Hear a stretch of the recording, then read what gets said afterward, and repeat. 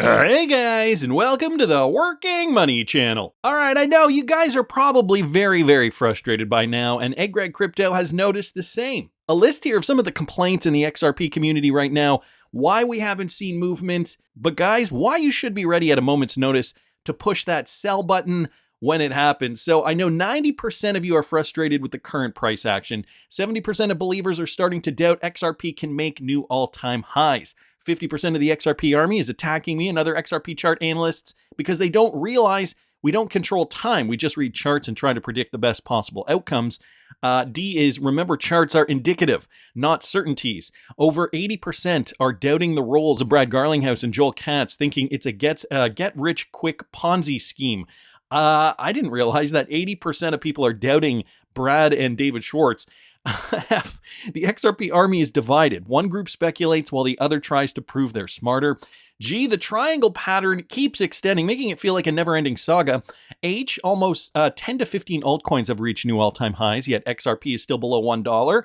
Our bags are packed and ready, but time and patience are both a killer and a winner's edge. Use it to your advantage. Some say XRP is a crap coin and banker's coin with Ripple banking on it to make some money. That is definitely not the case. Ripple's just another Ponzi project. Yeah, that's why they're regulated by the banking sector, selling XRP through algorithmic sales and suppressing the price. XRP might miss this cycle again. The dog coins are outperforming it.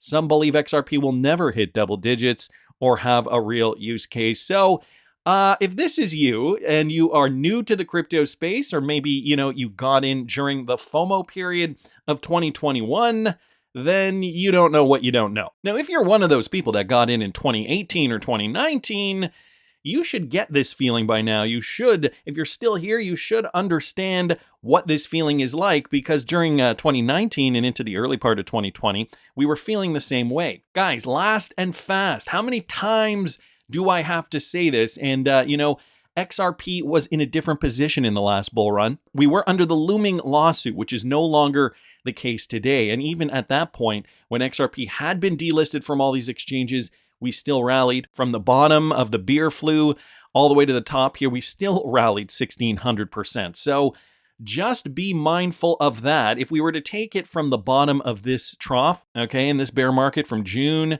guess that was June 2022, we are only up about 82% right now. So in the worst case scenario, think about it that way. In the worst case scenario, XRP still did 1,600%. We are only 82% right now off those lows from the trough of the bear market. But by and large, we do have to keep our eye on the price. So greed is moving up. I know other altcoins are outperforming. At least that is the current situation right now.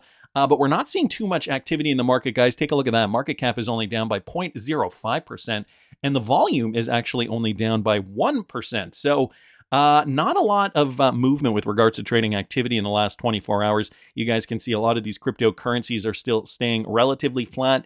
Whether they're up a couple of percent or down a couple of percent, it's not really anything to write home about.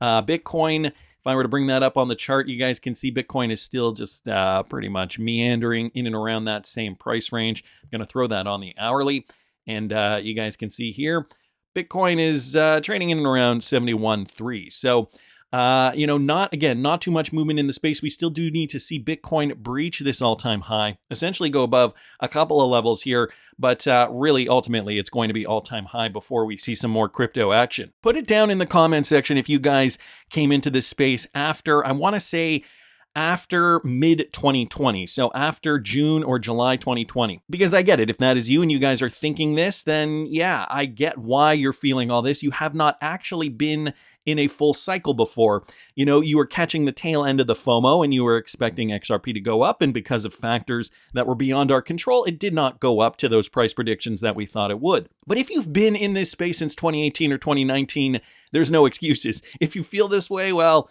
maybe you have a brain injury or something. XRP drops here posting this. I mean, the landscape is favorable for XRP adoption and favorable for more inflows into XRP now. Whether that happens in 2024 or into 2025, I know the other day Monica Long was saying that we were to expect an XRP ETF by 2025. That has yet to be set. Although she does say it makes a lot of sense for an XRP ETF to exist. And I guess the natural next question is, do you think an XRP ETF will be next? I do. I think that makes a lot of sense. I mean, one, in the US, XRP and Bitcoin are the only two crypto assets with any kind of clarity. Through the judge's ruling in our SEC case last year, she said XRP in and of itself is not a security. So it's kind of a special asset in the US market in that way. It's also, I mean, it's been a top 10 by market cap. So Monica Long basically saying it here. Everything is set up for XRP to be that next ETF. It is the only cryptocurrency, other than Bitcoin, of course, with clarity in the United States. So that means a lot. She was speaking at the Money 2020 event in full swing. And just take a look at that. I got a shot here of the Ripple booth at the Money 2020 event.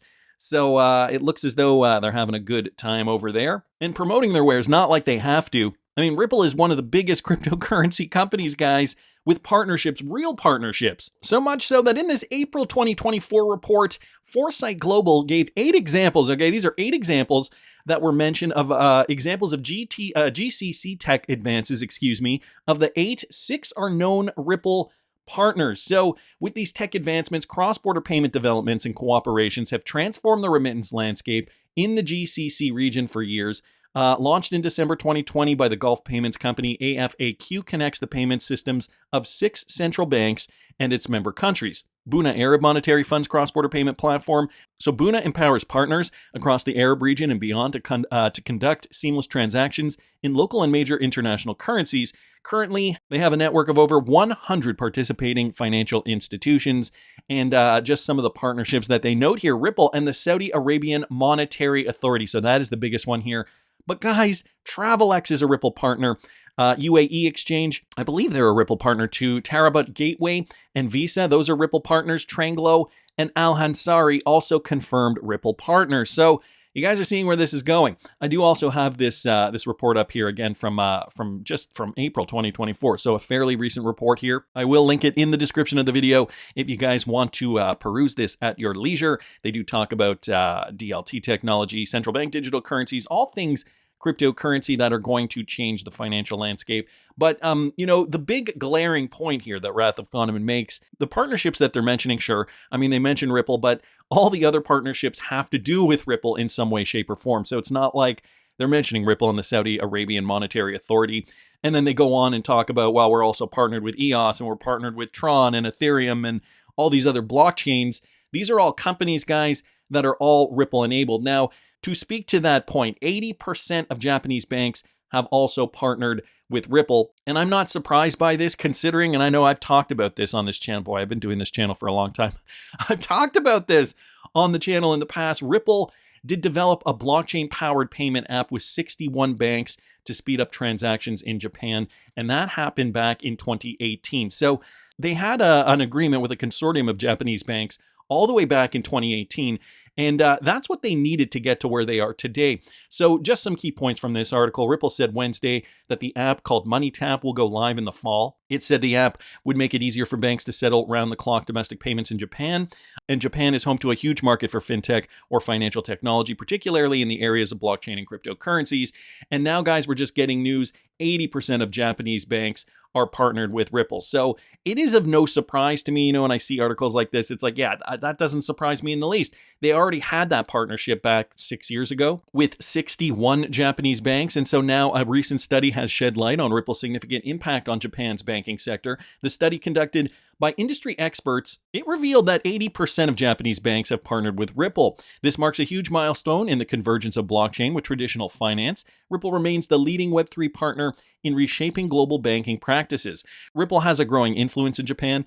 The Japanese banking industry has been known to be cautious about new tech, such as blockchain. However, the report revealed a surprising turn of events, with many Japanese banks now embracing Ripple technology at an unprecedented rate. Here, they even say over 60 Japanese banks have integrated Ripple solutions, signaling a huge shift towards adopting cutting-edge financial technology. Of course, one of the most notable ones is SBI Holdings, as they mention here in this article.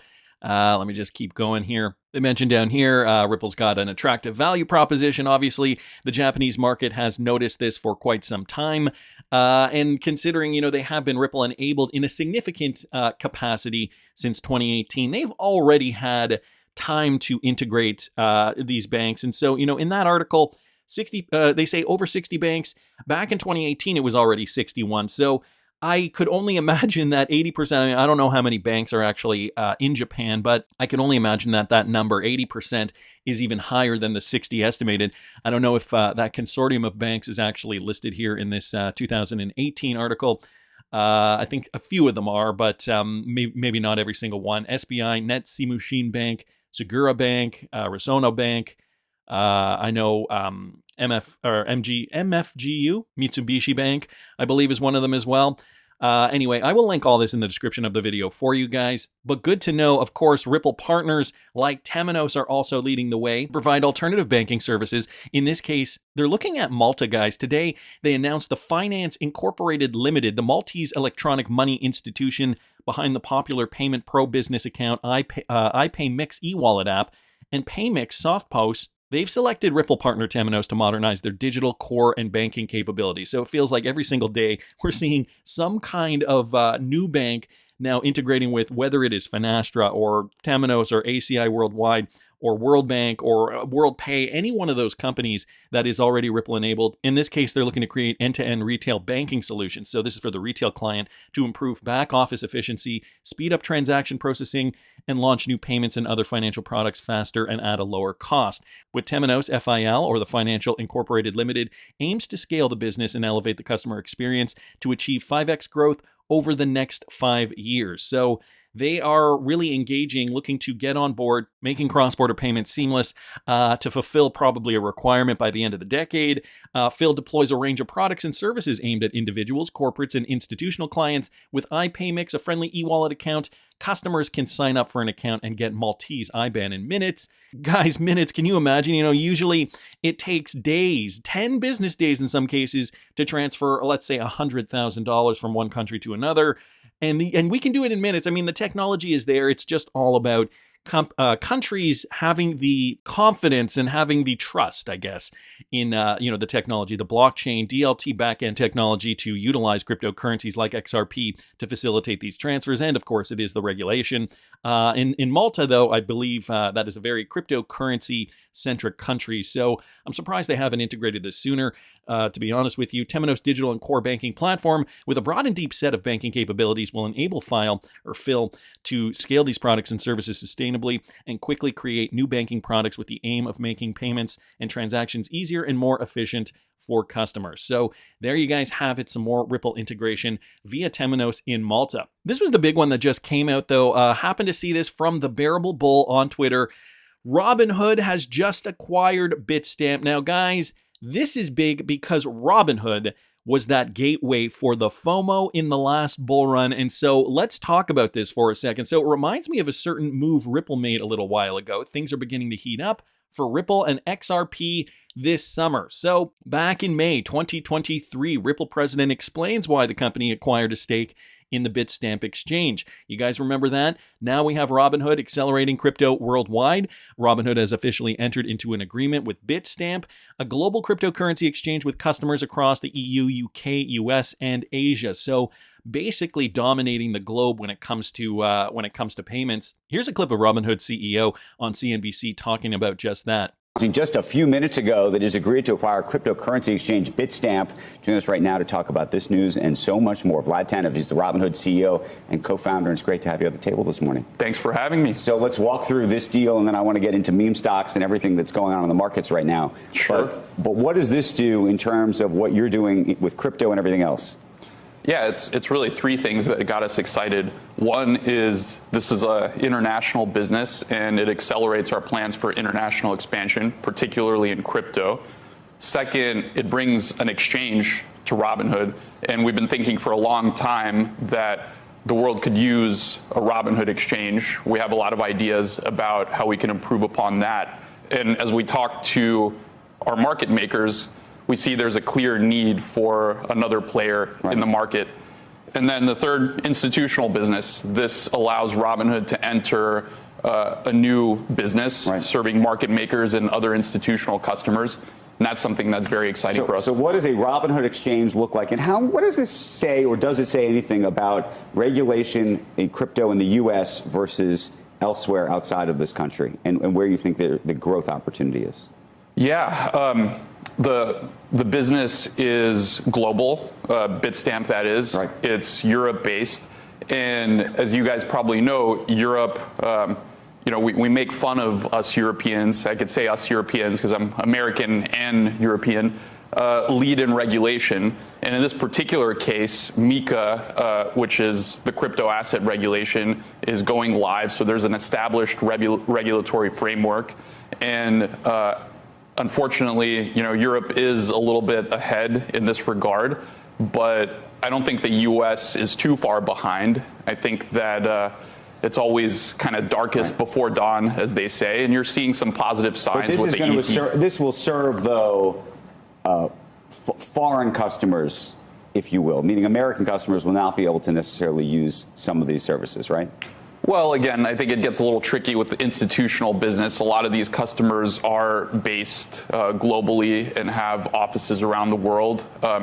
We haven't yet gotten to the point where we're going to discuss the details of exactly how the integration is going to go, but we do anticipate it serving global customers. The reason I ask is there's a staking business, and as you know, staking right now is a hot topic in Washington. Coinbase is in the middle of a bit of a brouhaha. That might be a polite word for it. So I'm just trying to understand how you're thinking of keeping the business, to the extent that any of these businesses have to be separated for now. Yeah, I mean, we've already had to go down that road. So we launched Solana staking for customers in the EU, but given the regulatory environment here, we've been unable to launch that product for customers in the US. There are differences in asset listings between the EU and US. So, I mean, we're going to have to continue doing that as we expand the business with the exchange. Okay, so there you guys have it, an interesting perspective. Pretty much, the kinds of things that we would expect from a CEO when it comes to a crypto exchange where, the regulations are still first and foremost. Obviously, Robinhood is a regulated crypto exchange in the United States. And because cryptocurrency isn't fully regulated in the United States, at least not yet, there are certain products that they're able to offer customers and others that they're just not. But, they're setting themselves up because I think they realize, okay, we want to be a big player in this space. Remember, guys, Ripple did acquire an undisclosed stake in the crypto exchange Bitstamp as well. So I don't know how this is going to unfold. Did Ripple just relinquish their stake in Bitstamp? Are they going to be partnered with Robinhood? Could they even come to an agreement? So this was back from last year. Again, May 2023, Ripple did acquire a stake from Pantera Capital, so their stake in US-based digital asset investment firm and Galaxy Digital advised on the deal. On the back of the record year for an investment banking team, we advised Pantera, a leading blockchain asset management firm, on the sale of its stake in European digital asset exchange Bitstamp to Ripple Labs in Q1. So Ripple did acquire a stake, and I don't know if we got the number here, if we got how much they actually do own. To give you guys a bit of background, Bitstamp is one of the oldest crypto exchanges. It does date back to 2011, headquartered in Luxembourg. It is one of the top 10 sport crypto exchanges and handles $171 million in trading volume. Or at least that was in the past 24 hours as of the time of this article. In addition, it is one of the top platforms to trade XRP tokens, the native cryptocurrency of Ripple. So Bitstamp, obviously very XRP friendly. Ripple did purchase that stake. But now the rumor begins, will Robinhood finally list XRP after acquiring this XRPL-friendly exchange? So these are the rumors coming through the mill. Notably, leading US-based exchanges such as Coinbase, Gemini, and Kraken support trading services for XRP, have relisted it since the lawsuit. However, despite the ruling from Judge Torres, Robinhood has continued to distance itself from XRP. Well, guys, that could all change now that they are purchasing the crypto exchange that Ripple has a stake in. At present, Robinhood only supports XRP's real-time data. This service is available to over 50 crypto assets, and exchanges does not approve that are not necessarily approved for trading. But the other thing is, you got to remember, Robinhood could still be listing XRP in other jurisdictions, like in the EU. Maybe they've just stayed away from the US listing, at least right now. Meanwhile, the XRP army believes this day is now closer than expected amid Robinhood's announced plan to acquire Bitstamp, a global crypto exchange that does in fact support XRP. So this is going to be very, very interesting. As you guys did hear in that clip, they do have clients in the UK, the US, the EU, and Asia. This deal is expected to be completed in the first half of 2025. So That is really interesting timing too. That is going to coincide with the bulk of the euphoria phase, I'm assuming, right? A lot of those cryptocurrencies are going to really start rallying, and Robinhood is, while they're getting themselves ready. Notably, arguments supporting XRP's potential listing on Robinhood followed this acquisition include Bitstamp's strong support for the XRP ledger. For instance, Bitstamp issued stablecoins for USD, Euro, the Japanese yen, Great British pound, the Australian dollar, the Chinese yuan, all on the XRP ledger. So a very, very bullish company. Obviously, the integration is there. And now Robinhood looking to purchase Bitstamp, but that deal is not going to go through until early 2025. Now, I have the Wrath of Kahneman up here giving his 2 cents on the matter. Robinhood has acquired Bitstamp, a move that could affect XRP and Ripple. So Robinhood, likely in response to the Wells notice it received for crypto sales, has purchased an exchange Ripple is a minority owner in. What else do we know? So, guys, this is a regulatory game that they're all playing here. Remember, Bitstamp and Ripple have a long relationship, even dating back as early as January 2017. In fact, few remember, but at one point, Bitstamp sued Ripple over some of Jed McCaleb's holdings. That's old school. They obviously patched things up and have been participants in the XRPL ecosystem since, though they did halt XRP trading in the US in 2021 because of the SEC case. Notably, though, when Ripple purchased Pantera's shares of Bitstamp last year, Monica Long said the acquisition will help further grow the company's international presence and diversification beyond payments. So that is very significant. In retrospect, the comment becomes more interesting given Robinhood's desire to bring crypto and securities into one app. So are they looking at tokenization? That is another thing that they could be possibly eyeing, as well as Ripple's forthcoming stablecoin. Importantly, Bitstamp has a virtual currency license in New York City, so we got to remember all these moving parts, right? And is authorized to facilitate transfers to funds onto the Ripple network, issuing Ripple balances in USD, other virtual currencies, and select fiat, including all those fiat currencies that I mentioned before. You can see Bitstamp issued currencies in the XRPL AMM already, but they've been available on the DEX for quite some time. So now Ripple is a minority shareholder of an exchange that is also an XRPL gateway, now purchased by a large trading app that is trying to be compliant and one which has high volume too. So that's very important and has been trying to offer crypto and securities together. How much influence will this give Ripple with Robinhood? Perhaps none, but between Bitstamp and Ripple, they have the compliance, the experience to offer a company looking for the same to at least take notice. It might also be a great place to inject a Ripple stablecoin. So, great insight from one of the great thinkers in the XRP community, the Wrath of Kahneman. Wanted to thank him for this great tweet thread. It does get you thinking, and I mean, I had a feeling that this would be a strategic move on behalf of Robinhood. They do want to be compliant. They do want to be a major player in the crypto game. They've already had their fair share of controversy with the GameStop saga from back in 2021. But I think because of all those points that I just listed here from the Wrath of Kahneman thread, it would only make sense that they're looking to be compliant, looking to add the most compliant cryptocurrency. Remember, guys, XRP is not a security in the United States, one of two. And it will take time before the speculators really buy it up. But that's just my opinion. I want to hear what you guys think. Please subscribe to the channel. And if you guys are interested in knowing what I'm trading this bull run, you can follow me at patreon.com. We're treating this bull run like it's 2024, not like it's 2021. So follow me if you guys are interested, $5 a month. In the meantime, please subscribe to this YouTube channel if you have not already. Like the video if you like the content I'm providing. I always love hearing your comments. See you in the next one, guys.